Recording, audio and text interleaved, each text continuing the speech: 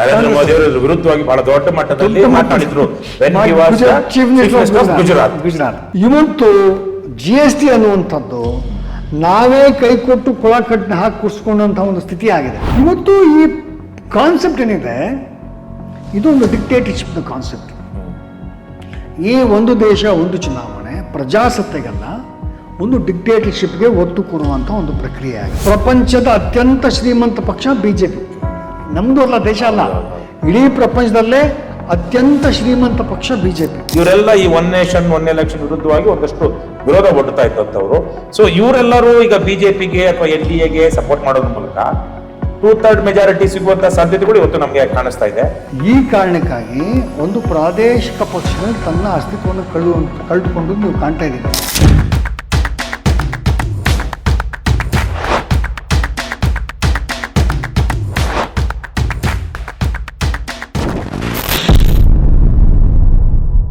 ವೀಕ್ಷಕರೇ ನಮಸ್ಕಾರ, the file ಟಾಕ್ಗೆ ಸ್ವಾಗತ.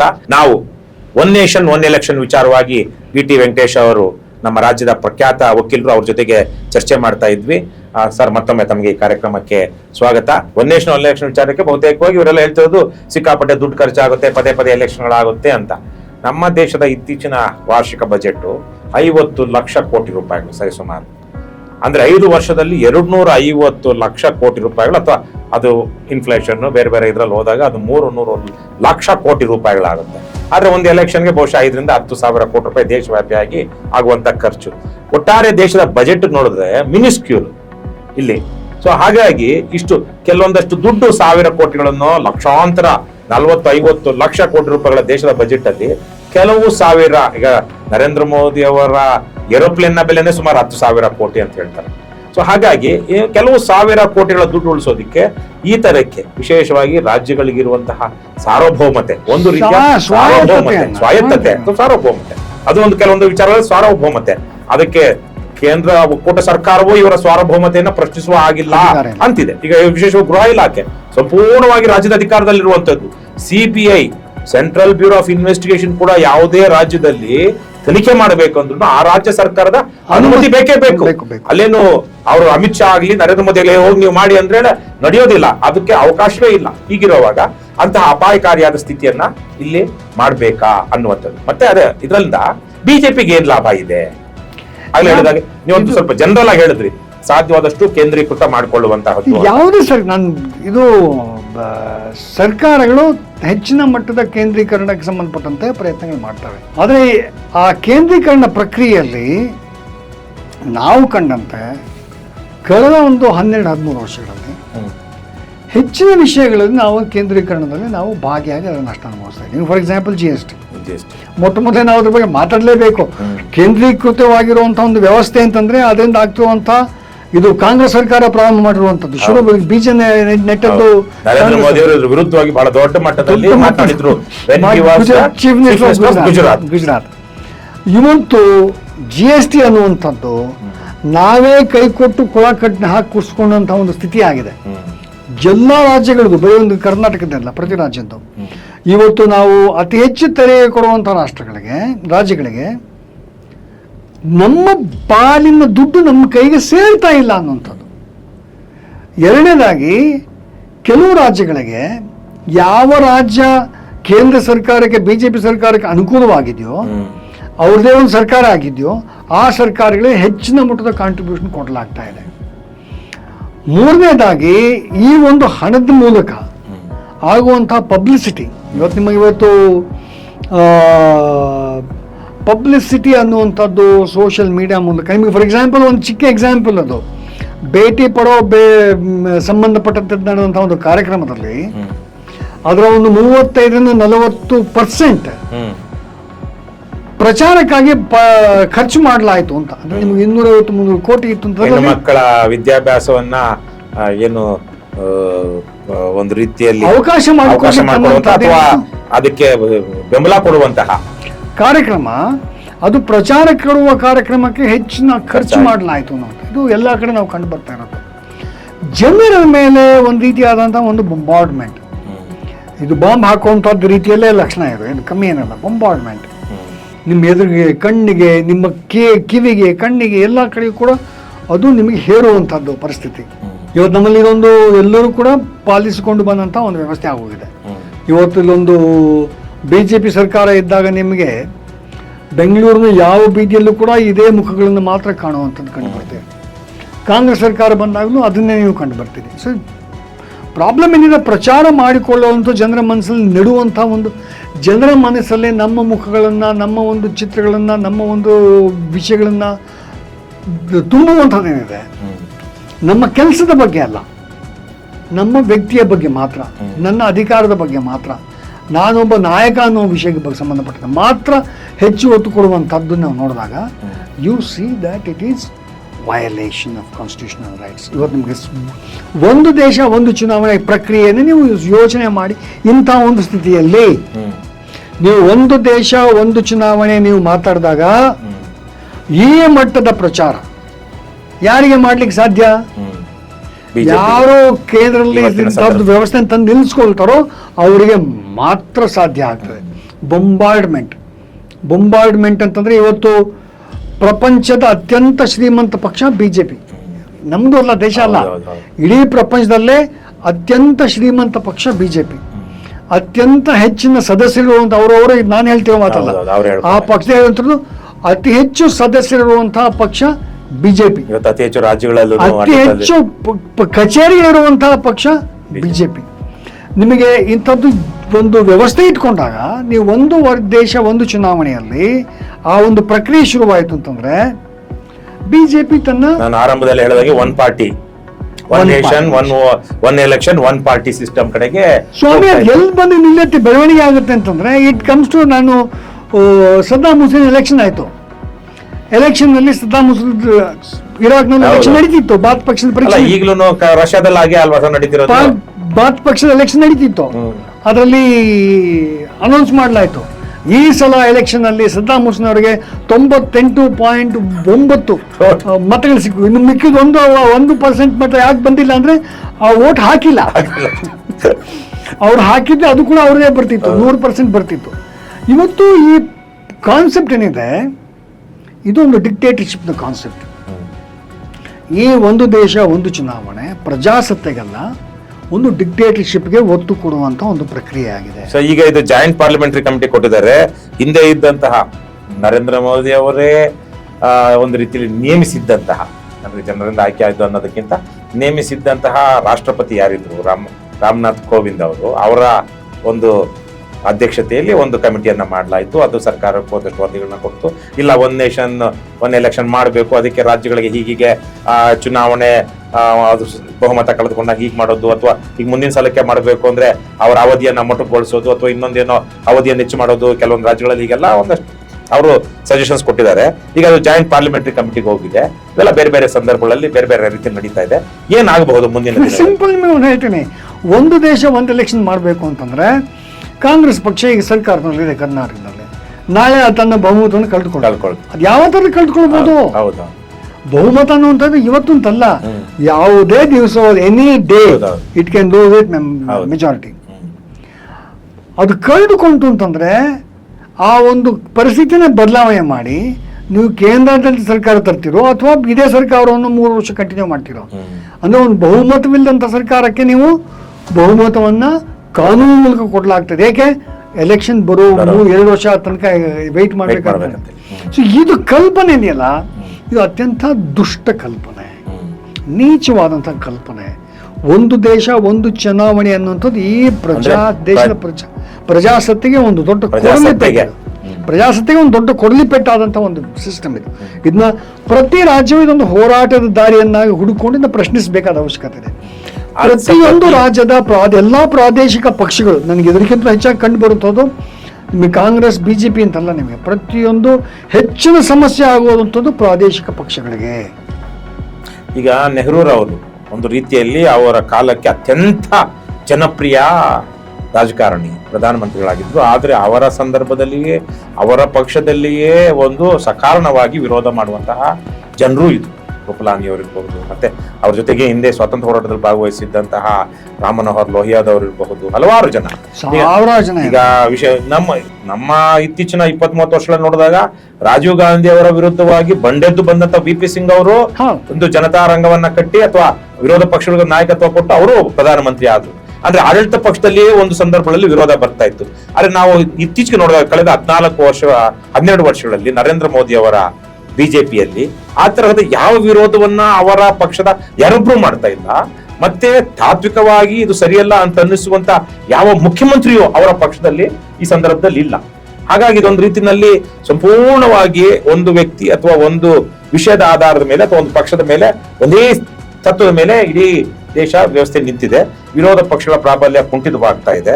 ಮತ್ತೆ ಈಗ ನೋಡ್ತಿದ್ದಾಗೆ ನಾವು ಅಲ್ಲಿ ಏನಾಯ್ತು, ಒಂದು ವಿರೋಧ ಪಕ್ಷ ಇತ್ತೀಚೆಗೆ ತಾನೇ ಬಂದಂತಹ ಆಡಳಿತ ಪಕ್ಷದಿಂದ ವಿರೋಧ ಪಕ್ಷಕ್ಕೆ ಹೋಗಿದ್ದಂತಹ ತೃಣಮೂಲ ಕಾಂಗ್ರೆಸ್ ಸಂಪೂರ್ಣವಾಗಿ ಇವತ್ತು ಬಹುತೇಕವಾಗಿ ಆಡಳಿತ ಪಕ್ಷದ ಜೊತೆನೆ ಸೇರ್ಕೊಂಡ್ಬಿಟ್ಟಿದೆ. ಅಲ್ಲಿ ವಿರೋಧ ಪಕ್ಷವೇ ಇರದಂತಹ ಸ್ಥಿತಿಯನ್ನ ನಾವು ನೋಡ್ತಾ ಇದ್ದೀವಿ. ಅದೇ ತರಕ್ಕೆ ಮಹಾರಾಷ್ಟ್ರದಲ್ಲಿ ಆಗ್ತಾ ಇದೆ, ತಮಿಳ್ನಾಡಲ್ಲೂ ಇದಾಗ್ತಾ ಇರಬಹುದು.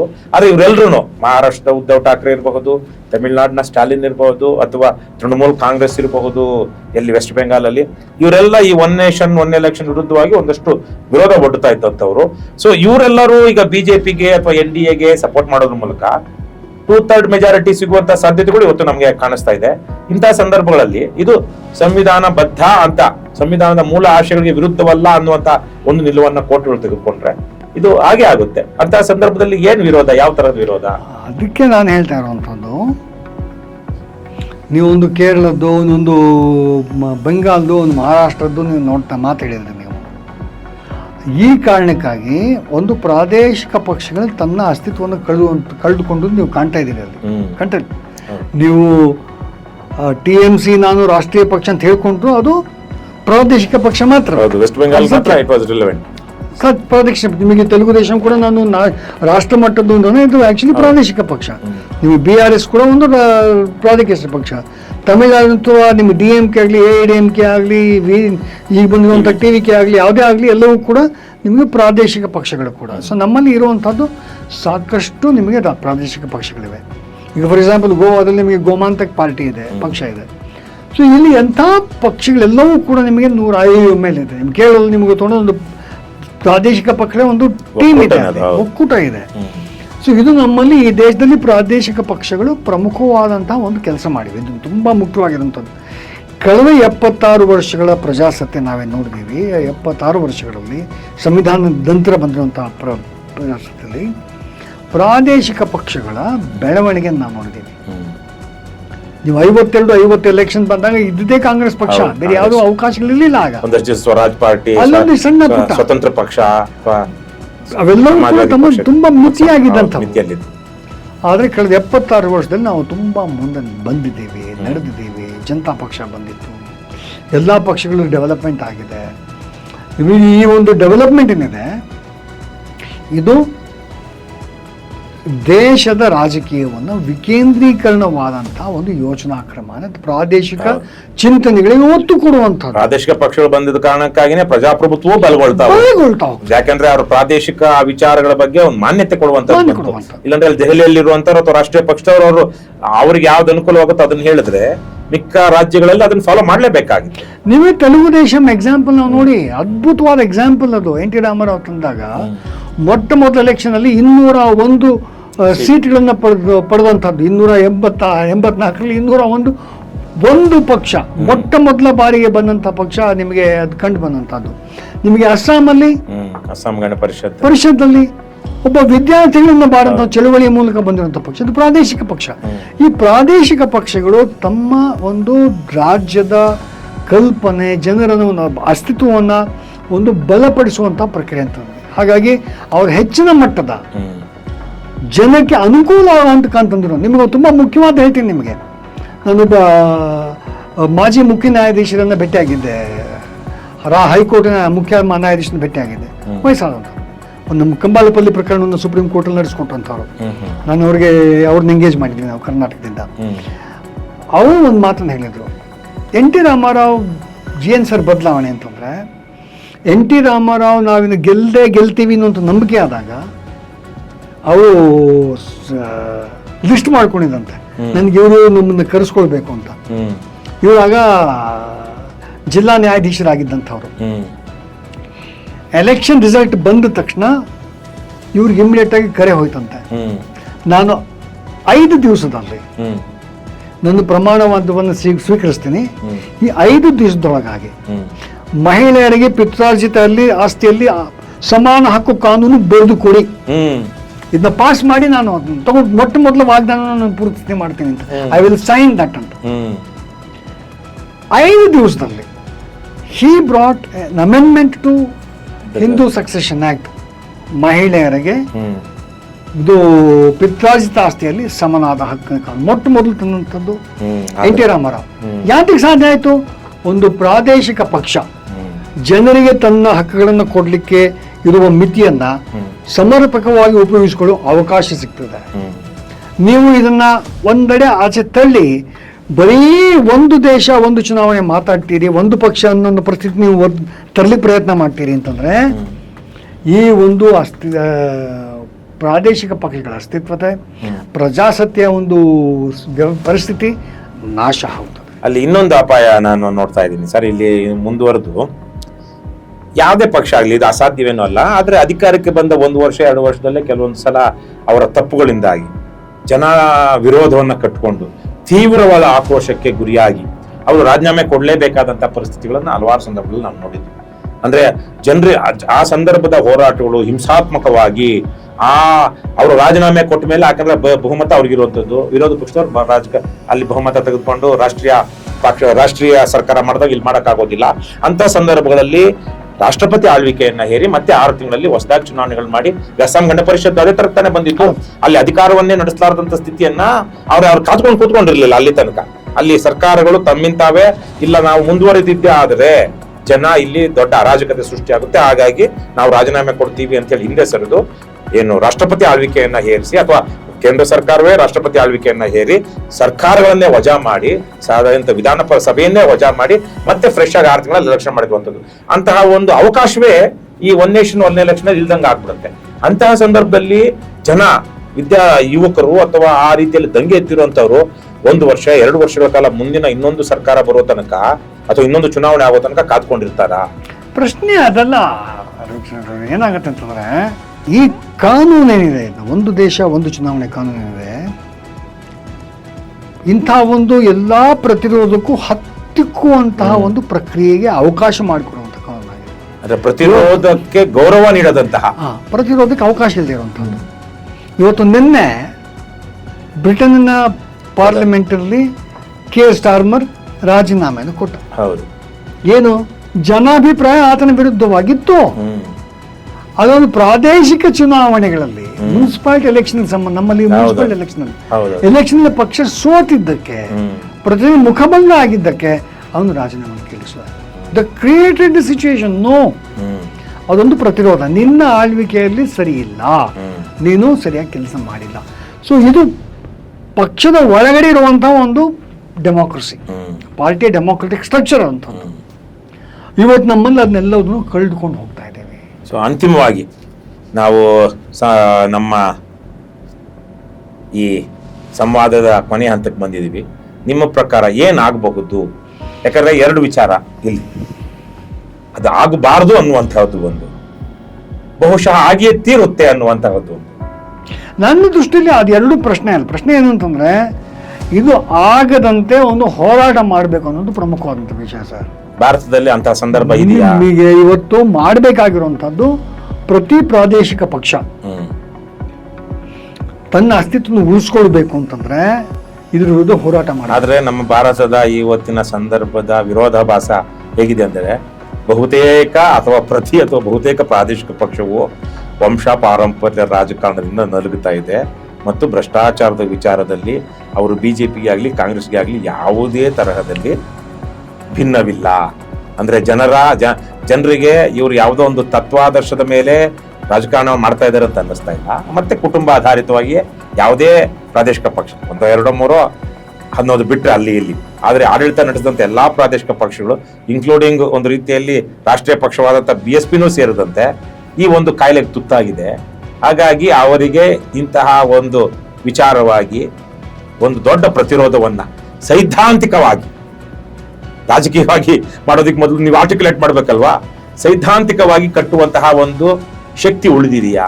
ಇವತ್ತು ಶಕ್ತಿ ಉಳಿದಿದೆಯಾ ಪ್ರಶ್ನೆ ಅಲ್ಲ, ಇದೇನಾಗುತ್ತೆ, ನಾವು ಈ ಪ್ರಕ್ರಿಯೆ, ರಾಜಕೀಯ ಪ್ರಕ್ರಿಯೆ ಒಂದು ಸತತವಾಗಿರುವಂಥದ್ದು. ಒಂದು ಪ್ರಶ್ನೆ ಹೇಳ್ತೇನೆ ರವಿಕೃಷ್ಣ ರೆಡ್ಡಿ ಅವರ, ರಾಜಕೀಯ ಒಂದು ಸ್ಥಿತಿ ಅನ್ನುವಂಥದ್ದು ಅದು ಚಲನೆ ಇರುವಂಥದ್ದು, ಅದು ಎಲ್ಲೂ ನಿಲ್ಲಲ್ಲ. ಒಂದು ವೇಳೆ ನೀವು ನಿಮ್ಮ ಹೇಳೋ ರೀತಿಯಲ್ಲಿ ನಿಂತು ಹೋಗ್ತಾ ಇದೆ ಅನ್ನುವಂಥದ್ದು ಮಾತಾಡ್ತಿದ್ರು ಕೂಡ ಅದು ನಿಲ್ಲಲ್ಲ. ರಾಜಕೀಯ ಪ್ರಜ್ಞೆ ಈ ದೇಶದಲ್ಲಿ ಬದಲಾವಣೆ ತಂದೆ ತರ್ತದೆ. ನಿಮಗೆ ನೀವು ಒಪ್ಪದೇ ಇರಲಿ, ಇದು ನಾನೇನೋ ಒಬ್ಬ ಮಾನಸಿಕ ಅಸ್ವಸ್ಥ ಅಂತ ಹೇಳ್ಬೋದು ನನಗೆ, ಬಟ್ ನನಗೆ ಈ ದೇಶದ ಬಗ್ಗೆ ತುಂಬ ಭರವಸೆ ಇರುವಂಥ ದೇಶ. ಯಾತಕ್ಕೆ? ಈ ದೇಶದಲ್ಲಿ ಜನರಿಗೆ ದನಿ ಇದೆ, ಪ್ರಶ್ನಿಸ್ತಾರೆ.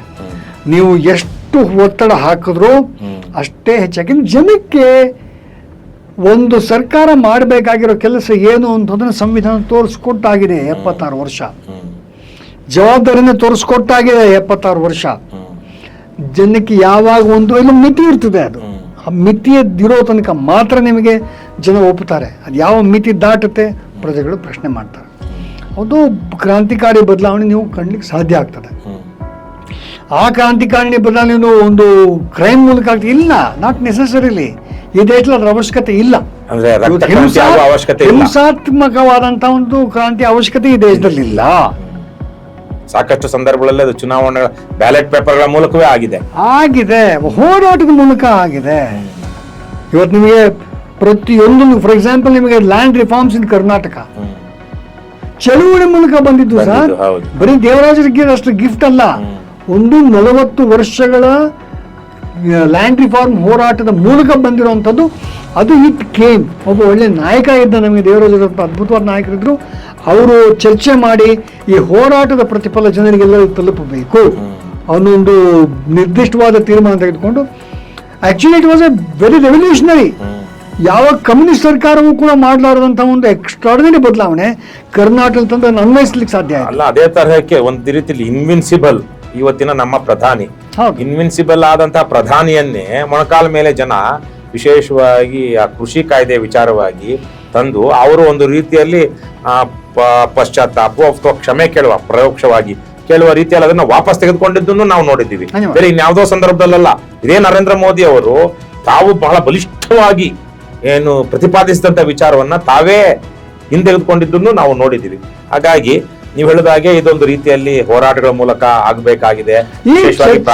ನನ್ನ ದೃಷ್ಟಿಯಲ್ಲಿ ಈ ಚರ್ಚೆ ಪ್ರತಿಯೊಬ್ಬ ವ್ಯಕ್ತಿ ಮಾಡ್ಬೇಕು, ಈ ದೇಶದ ಪ್ರತಿಯೊಬ್ಬ ಪ್ರಜೆ ಮಾಡ್ಬೇಕಾಗಿರುವಂತ ಒಂದು ಚರ್ಚೆ ಆಗಿದೆ. ಇದು ಕೇವಲ ರಾಜಕೀಯ ಪಕ್ಷಗಳಿಗೆ, ರಾಜ್ಯಗಳಿಗೆ ಸಂಬಂಧಪಟ್ಟಿದ್ದಲ್ಲ.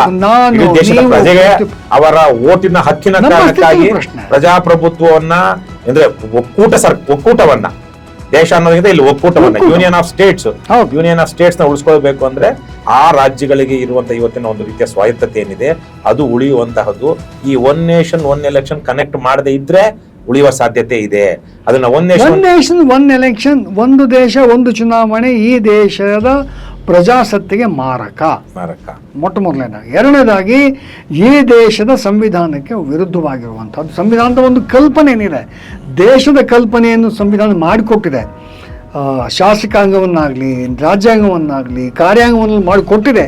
ಅದಕ್ಕೆ ನಾಶ ಮಾಡುವಂತ ಪ್ರಕ್ರಿಯೆಗೆ ದಾರಿ ಚಾಲನೆ ಕೊಡುವಂತ ಒಂದು ವ್ಯವಸ್ಥೆ ಒಂದು ದೇಶ ಒಂದು ಚುನಾವಣೆ. ನೀವು ಹೇಳಿದಂಗೆ ಇನ್ನೊಂದು ಅವಕಾಶ ಇದೆ. ಅಕಸ್ಮಾತ್ ಈ ಬಿಲ್ ಪಾರ್ಲಿಮೆಂಟ್ ಅಲ್ಲಿ ಪಾಸ್ ಆದ್ರೂ ಇದು ಕಾನ್ಸ್ಟಿಟ್ಯೂಷನಲಿ ಇದು ಸೂಕ್ತ ಸರಿಯಾಗಿದೆಯಾ ಕಾನ್ಸ್ಟಿಟ್ಯೂಷನಲ್ ವ್ಯಾಲ್ಯೂಸ್ಗೆ, ಅಥವಾ ಫಂಡಮೆಂಟಲ್ ಕಾನ್ಸ್ಟಿಟ್ಯೂಷನ್ ಇದೇನಿದೆ ಅದಕ್ಕೆ ಅಂತಹ ಆವತ್ತಿಗೆ ಅದು ಮಂಡನೆ ಆಗೋದಕ್ಕಿಂತ ಕಾನೂನು ಬಂದ ಮೇಲೆ ತಾನೇ ಅದನ್ನು ಪ್ರಶ್ನೆ ಮಾಡುವಂತದ್ದು. ಅಂದ್ರೆ ಸುಪ್ರೀಂ ಕೋರ್ಟ್ ಇವತ್ತಲ್ಲ ನಾಳೆ ಇದಕ್ಕೊಂದು ತೀರ್ಮಾನ ಕೊಡ್ಲೇಬೇಕಾಗುತ್ತೆ ಅನ್ನುವಂಥದ್ದು ತಮ್ಮ ಅಭಿಪ್ರಾಯ ಇದೆ.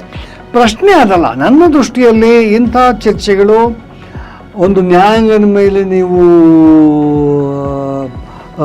ಕಾಯುವಂಥದ್ದಾಗಲಿ, ಕಾರ್ಯಾಂಗದ ಮುಂದೆ ಕಾಯುವಂಥದ್ದಾಗಲಿ, ಶಾಸಕಾಂಗದ ಮುಂದೆ ಕಾಯುವಂಥದ್ದಾಗಲಿ ಅಲ್ಲ. ಇವೆಲ್ಲವೂ ಕೂಡ ನಮ್ಮ ಒಡೆತನಕ್ಕೆ ಸೇರುವಂಥ ನಾವು ಗುರುತಿಸ್ಕೊಳ್ಬೇಕಾದ ಅವಶ್ಯಕತೆ. ಆದ್ರೆ ನಮ್ಮ ಒಡೆತನವನ್ನ ಕಾಪಾಡೋದಕ್ಕೆ ಅಲ್ವಾ ನಾವು ಈ ಕಾರ್ಯಾಂಗ, ನ್ಯಾಯಾಂಗ, ಸಂವಿಧಾನದ ಒಡೆಯರು ನಾವು. ಸಂವಿಧಾನವನ್ನು ಬರೆದುಕೊಟ್ಟವರು ನಾವು. We the people of India, not anybody. ಯಾವ ಪ್ರಧಾನಿ ಬರೆದಿದ್ದಲ್ಲ ಈ ಸಂವಿಧಾನ, V the people of India, ನಮ್ಮ ಇದು ಇದರ ಮಾಲೀಕತ್ವ ಜನರಿಗಿರುವಂಥದ್ದು. ನಮ್ಮ ಮಾಲೀಕತ್ವದಲ್ಲಿರುವಂತಹ ಒಂದು ವ್ಯವಸ್ಥೆಯನ್ನು, ಆ ಮಾಲೀಕತ್ವಕ್ಕೆ ನಾವು ಒಂದು ಸಂವಿಧಾನದ ಮೂಲಕ ನಾವು ಪಡೆದುಕೊಂಡಿರುವಂಥದ್ದನ್ನು ನೀವು ಇಂಥ ಒಂದು ಪ್ರಕ್ರಿಯೆಗಳ ಮೂಲಕ ಬದಲಾವಣೆ ತರ್ತೀರಿ ಅಂತಂದರೆ ಅದು ನನ್ನ ಹಕ್ಕಿನ, ನನ್ನ ಕನಸಿನ, ನನ್ನ ಹಕ್ಕಿನ ಸಂವಿಧಾನದ ಒಂದು ಪ್ರಕ್ರಿಯೆನ ನೀವು ನಾಶ ಮಾಡ್ತಾ ಇದ್ದೀರಿ. ಹಾಗಾಗಿ ಪ್ರತಿಯೊಬ್ಬನೂ ರಾಜಕೀಯ ಪ್ರಜ್ಞೆ, ಇದು ರಾಜಕೀಯ ಪ್ರಜ್ಞೆ, ರಾಜಕೀಯ ಪ್ರಜ್ಞೆ ಅಂದರೆ ಪಕ್ಷದಲ್ಲ, ಇದು ರಾಜಕೀಯ ಪ್ರಜ್ಞೆ, ಇದು ಜನರ ರಾಜಕೀಯವಾಗಬೇಕಾದ ಅವಶ್ಯಕತೆ ಇದೆ. ಇದು ಒಂದು ಹೋರಾಟದ ಭಾಗವಾಗಿರಬೇಕಾದ್ರೆ ಈ ಹೋರಾಟ ಶುರುವಾದಾಗ ಪಕ್ಷಗಳು ಎಲ್ಲರೂ ಕೂಡ ಬಂದು ಸೇರಿಕೊಳ್ತಾರೆ. ಒಂದು ಹೋರಾಟ ಬೆಳೆದಾಗ ಖಂಡಿತವಾಗಿ ಸೇರಿಕೊಳ್ತಾರೆ. ಅಂಥ ಒಂದು ಚರ್ಚೆ ಎಲ್ಲರೂ ಈ ದೇಶದ ಪ್ರಜೆಯಲ್ಲಿ, ಎಲ್ಲ ಸಂಘಟನೆಗಳು ಎಲ್ಲರೂ ಕೂಡ ಇದನ್ನ ಪ್ರಶ್ನಿಸಬೇಕಾದ ಅವಶ್ಯಕತೆ ಇದೆ. ಯಾವುದೋ ಒಂದು ಕರ್ನಾಟಕ ಸರ್ಕಾರ ಒಂದು ತಿದ್ದುಪಡಿಗೆ ಸಂಬಂಧಪಟ್ಟಂತೆ ರಿಪೋರ್ಟನ್ನು ಕಳಿಸುವಂಥದ್ದಲ್ಲ. ಆಯ್ತು, that the crime that we are talking. ಅದೊಂದು ಅಪರಾಧದ ದೃಷ್ಟಿಯಲ್ಲಿ ನಾನು ನೋಡ್ತೀನಿ. ಇದು ಜನರಿಗೆ ಕೊಡಬೇಕಾದ ಅವಶ್ಯಕತೆ ಇದೆ, ಇದು ಸಾರ್ವಜನಿಕ ಚರ್ಚೆ ಆಗಬೇಕಾದ ಅವಶ್ಯಕತೆ ಇದೆ, ಇದನ್ನ ಪ್ರಶ್ನಿಸಬೇಕಾದ ಅವಶ್ಯಕತೆ ಪ್ರತಿಯೊಬ್ಬ ಪ್ರಜೆಗಿದೆ. That's important. ನೀವು ಹೇಳಿದ ಹಾಗೆ ಇದು ಪ್ರಜಾಪ್ರಭುತ್ವದ ವಿರುದ್ಧವಾಗಿದೆ, ಅದರ ಜೊತೆಗೆ ಇದು ನಮ್ಮ ಸಂವಿಧಾನದ ಮೂಲ ತತ್ವಗಳಿಗೂ ಸಹ ವಿರುದ್ಧವಾಗಿದೆ. ಇದನ್ನ ಬಿಜೆಪಿ ಸರ್ಕಾರ ಆಗಲಿ ಯಾವುದೇ ಸರ್ಕಾರ ಡೆಮೋಕ್ರೆಟಿಕ್ ಫ್ಯಾಬ್ರಿಕ್ ನಮ್ಮ ಮನೆಯಿಂದ ಅದನ್ನು ತರಬಾರದು. ಮತ್ತೆ ಅದನ್ನ ಉಳಿಸ್ಕೊಳ್ಳುವಂತ ದೊಡ್ಡ ಜವಾಬ್ದಾರಿ ಕೇವಲ ಪಕ್ಷಗಳು, ರಾಜಕೀಯ ಪಕ್ಷಗಳಲ್ಲ, ಇದು ಒಟ್ಟಾರೆ ಎಲ್ಲಾ ಜನರು ಸೊಸೈಟಿನೂ ಸಹ ಇದ್ರ ಬಗ್ಗೆ ಚರ್ಚೆ ಮಾಡಿ ಇದನ್ನ ನಿಲ್ಲಿಸೋದಿಕ್ಕೆ ಏನ್ ಬೇಕೋ ಅದೆಲ್ಲ ಆ ತರದ ಹೋರಾಟಗಳನ್ನು ರೂಪಿಸಬೇಕು ಅಥವಾ ಪ್ರತಿರೋಧ ಒಡ್ಡಬೇಕು ಅನ್ನುವಂಥದ್ದು ನಿಮ್ಮ ವಿಚಾರ. ನಮ್ಮ ರಾಜ್ಯದ ಖ್ಯಾತ ವಕೀಲರಾದಂತಹ BT ವೆಂಕಟೇಶ್ ಅವರು ಒನ್ ನೇಷನ್ ಒನ್ ಎಲೆಕ್ಷನ್ ಯಾವ ಕಾರಣಗಳಿಂದಾಗಿ, ಯಾವ ರೀತಿಯಲ್ಲಿ ಇದು ನಮ್ಮ ದೇಶದ ಒಟ್ಟಾರೆ ಭಾರತ ಒಕ್ಕೂಟ ದೇಶವಾಗಿರುವಂತಹ ಭಾರತದ ಪ್ರಜಾಸತ್ತೆಗೆ ವಿರುದ್ಧವಾಗಿದೆ. ಮತ್ತು ಅದೇ ರೀತಿಯಲ್ಲಿ 1950 ಜನವರಿ 26ರಂದು ನಮಗೆ ನಾವೇ ಅರ್ಪಣೆ ಮಾಡಿಕೊಂಡಂತಹ ಸಂವಿಧಾನ ಏನಿದೆ ಅದರ ಮೂಲ ತತ್ವಗಳಿಗೂ ವಿರುದ್ಧವಾಗಿದೆ ಅನ್ನೋದನ್ನ ಹೇಳಿದ್ದಾರೆ. ಇಷ್ಟೊತ್ತು ನಮ್ಮ ಈ ಕಾರ್ಯಕ್ರಮದಲ್ಲಿ ಸಂದರ್ಶನದಲ್ಲಿ ಭಾಗವಹಿಸಿ ವಿಚಾರಗಳನ್ನು ಹಂಚಿಕೊಂಡಂತಹ BT ವೆಂಕಟೇಶ್ ಅವರಿಗೆ ಧನ್ಯವಾದಗಳು. ಮುಂದಿನ ವಾರ ಮತ್ತೊಂದು ವಿಚಾರದೊಂದಿಗೆ ದಿ ಫೈಲ್ ಟಾಕ್ ನಲ್ಲಿ ನಿಮ್ಮ ಮುಂದೆ ಬರ್ತೀನಿ. ನಮಸ್ಕಾರ. ಇವತ್ತು ನಾನು ನಿಮ್ಮಲ್ಲಿ ಒಂದು ಮನವಿ ಮಾಡ್ತಾ ಇದ್ದೀನಿ.